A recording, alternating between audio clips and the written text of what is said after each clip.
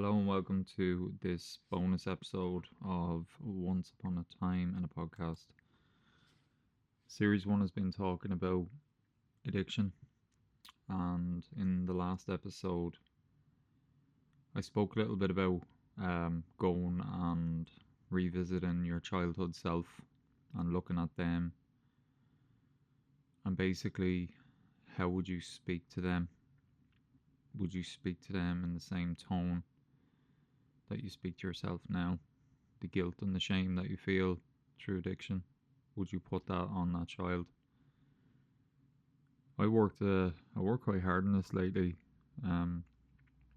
trying to visualize myself as a kid, and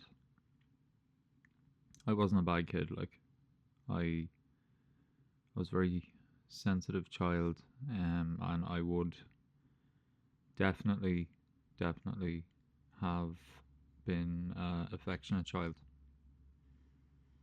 The hopes and the dreams that I had back then were incredible compared to the states of mind that I've been in since then, where I had lost all imagination, creativity, positivity, hope. And comparing that adult version of myself with all the experiences that I've had to that child who had endless possibilities and had big, huge dreams of what his world would be. You can't compare the two. So where's the break in that chain along the way? I can't personally put my finger on what broke that chain, because some of the parts of me now, or some of the parts of that child, still resonate with me with regards to, as I've spoken about in episode 1, about feeling different and maybe not quite feeling good enough. I still believe that they were in that version of me as a child, based on some of my behaviors as well back then. But for 80% of who I was endless dreams and possibilities and hopes for the future and plans. I planned on so many things. I was going to be a vet. I was going to be a train driver. I was going to be a boxer. I was going to be an animator. All these different dreams that I had. And I never did one of them. I never did one. And that's sad. It's sad, but it's how things were meant to be. I've become a big believer in what will be for you won't pass you, and I wouldn't have the things I have in my life now had my path have gone maybe the way I hoped it would. You know, I have incredible children, which I wouldn't have had some of those dreams come true. I wouldn't have the wonderful people in my life that I do now. And there's an acceptance that comes with that too. And whenever you're feeling really, really low and you feel like the world has passed you by and you feel like you've been dealt a bad hand, you only have to look around you and think, hang on a second here. What about the good stuff? You know, what about the people I've met and the people this universe has given me? Do they count for anything? Of course they do. You're where you're supposed to be, but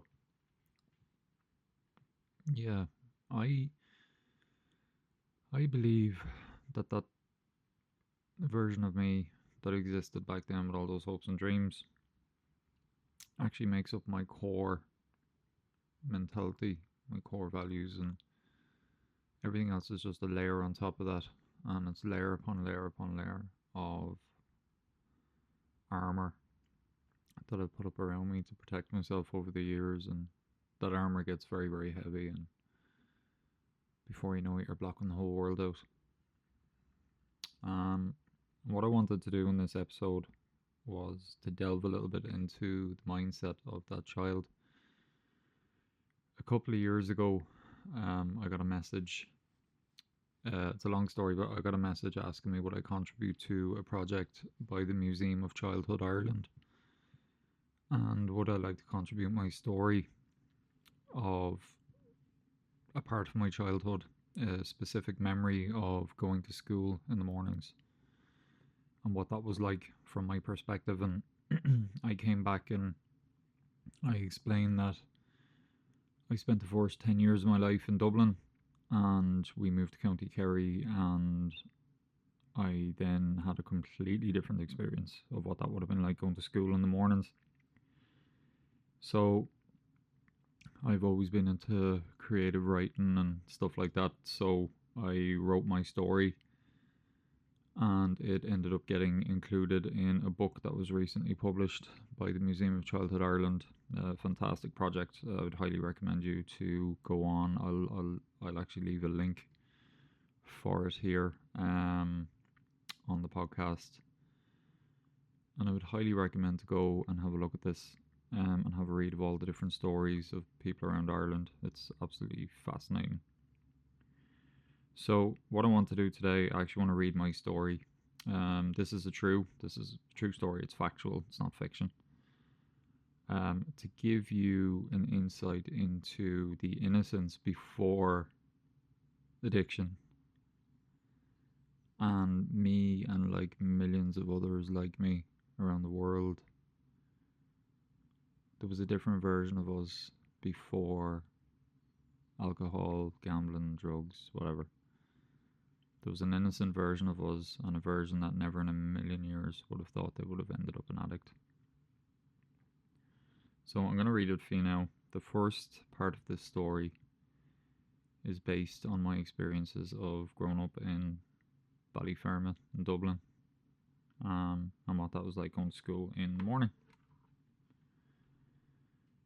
Endless rows of houses with glowing hallway lights pass us by as the sun has not yet risen over Dublin. As I look up into the black and purple sky, I can see the heavy rain clouds are swirling, and the wind makes a fuss and tries to push us back the way we came. My school bag is heavy, and the straps press down hard on my shoulders, but I'm a tough kid from Cherry Orchard and I can carry the weight. The maze of corporation houses that line the streets of amber-lit lampposts feel like a never-ending quest to navigate, but we must go on, or we'll miss the bus. My older brother and sister walk 5 steps ahead and coax me every now and then to hurry up as I'm slowing the pace. The wind howls all around me, and I close my eyes thinking of the nice warm bed that I was forced to leave despite my protests. We are sitting at the bus stop now, and the light from the passing cars breaks through my tightly clenched eyes. The noise of the rainwater being thrown to the pavement with each passing car. I open my eyes a crack and see the towering shadow of the famous gala in the darkness. A dance hall of great importance in days gone by, but to me just another building in the backdrop of our morning routine. I feel the cold on my legs. My grey school trousers worn at the knees, not designed to repel the cold east wind that haunts the streets of Dublin, relentlessly howling and pushing, almost wanting to lift the bus stop into the air and take us with it. I imagine it will drop us off at the school gate, and I wave it goodbye as it moves on. I push my shoulders up, trying to disappear into my coat for respite, willing the number 18 bus to come quicker and save us from the elements. We push our way onto the bus, with my sister shouting 25p return to Rathmines please, the morning ritual. Up the stairs we rush, hoping the front seats have not been taken, and I can see light beginning to break the dark skies as a new day tries to greet us. I nestle in beside my brother, on worn out green and brown checkered seats as Morpheus finally releases me from his sleepy grasp. We shortcut through the Swan Centre and Rathmines before walking down a still, dimly lit Leinster road. Autumn is everywhere. Scattered conkers lie in the ground, and the wind and rain still try to push us home as we make our way to St. Louis Primary.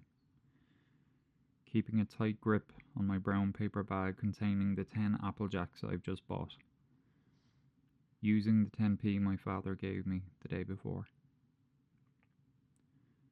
The bag is buried deep in my pocket of my duffel coat, with the sweets no doubt stuck to the paper from the heat of my hand.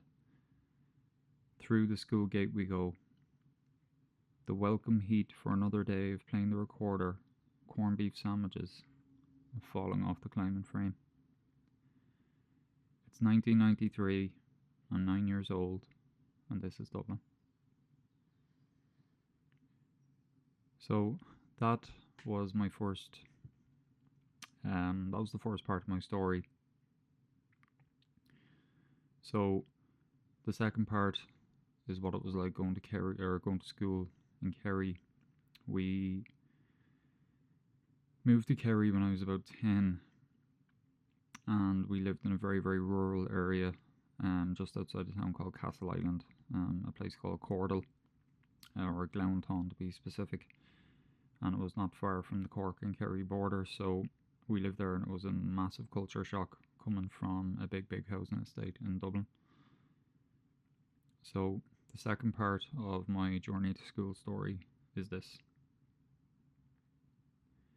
The sun has already reached the full extent of its power for the morning, and the heat wave of 95 continues to hold Ireland in its burning grasp. I open the door and the birds are in full song as I look across and see Mount Eagle in full glory, its golden terrain sweeping down into the glen below, turning to neon green as it goes.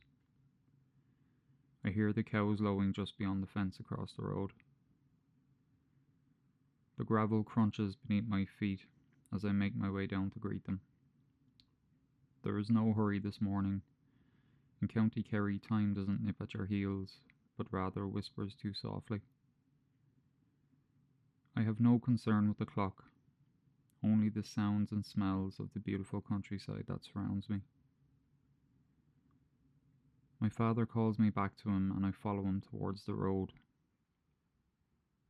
It's a narrow boreen, each side high walls of thick foliage, now burnt to straw yellow from weeks of relentless sunshine. The road dips and rises as we go, and I stomp my shoes into the ground to conquer the inclines and welcome the relief as the ground gently carries me back down from the top. Narrow gaps in the hedgerow show me glimpses of the bogland beside us as it makes its way towards a never-ending horizon. I think of getting home from school when me and my brother will play in the dried-out drainage trenches that zigzag the landscape of it. Hours of fun that will take us through to bedtime. I tell my father I'll be okay from here as we near the T-junction on the main road. He tells me to be careful as he turns and makes his way back towards home. The sound of the countryside is all around me now, birds in full song, a concert just for me, I tell myself. I love the gentle but constant buzz of crickets in the grass margin at my feet, and glimpses of coloured dragonflies darting in and over the ditch. A familiar grey donkey comes to greet me at my neighbour's gate as I climb up onto the first rung. Good morning, I softly whisper as I gently trace the line of his muzzle with the edge of my hand. The school bus will wait. This is my morning ritual, and it shall not be broken. I greet my friends at the crossroads, still learning how to translate their strong Kerry accents into words I can understand. They welcome me with the usual Michael boy, and we continue to discuss the things that all young boys must do. Football, TV programs, and adventures yet to have. The little white bus beeps as it approaches, and the driver Jack greets us good morning with a toothy smile. The door slides open. We jump on, and the engine creaks and groans as we navigate the narrow roads, feeling like parcels in Postman Pat's van, thrown left and right with each bump and bend, and not a seatbelt between us. These are the carefree mornings, the last of the innocent days of a kid from Dublin, now living in the beautiful wilderness of the Kingdom of Kerry. Free from the biting grip of the cold east wind, but missing it terribly at the same time. Now with a new world to explore, one without streetlights and checker green seats. A world of nature and endless horizons. The school gate is crowded, and we spill out of the bus, making a dash for the wall as we take it in one leap. A tennis ball is now a football, and it's game on while we try to condense 90 minutes into 5 before Mrs. Cotter calls us in with the sound of the bell. I'm 11 years old, and this is life in Kerry. So that gives you an idea of the differences in those two places on the very small island of Ireland, and the different experiences based on your surroundings and based on your circumstances. When I was growing up in Ballyfermot in Dublin, there was a lot of crime in our area. There was also a lot of addiction, and there was some fantastic people, true Dubliners, but it was from my memory, it was a toxic environment.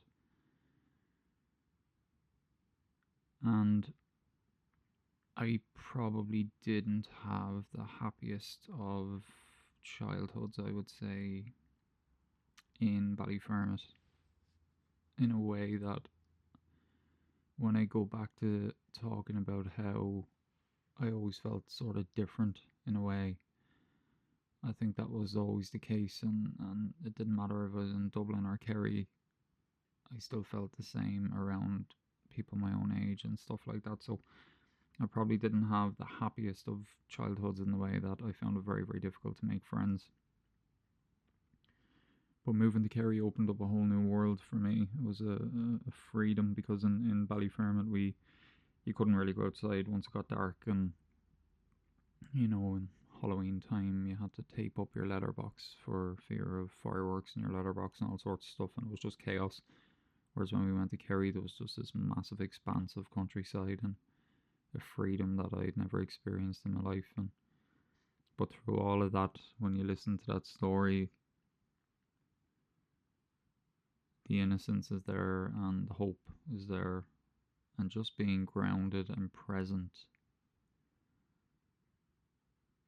and living in the day, one day at a time, minute by minute, just taking in your surroundings, and with no thoughts of what might happen tomorrow.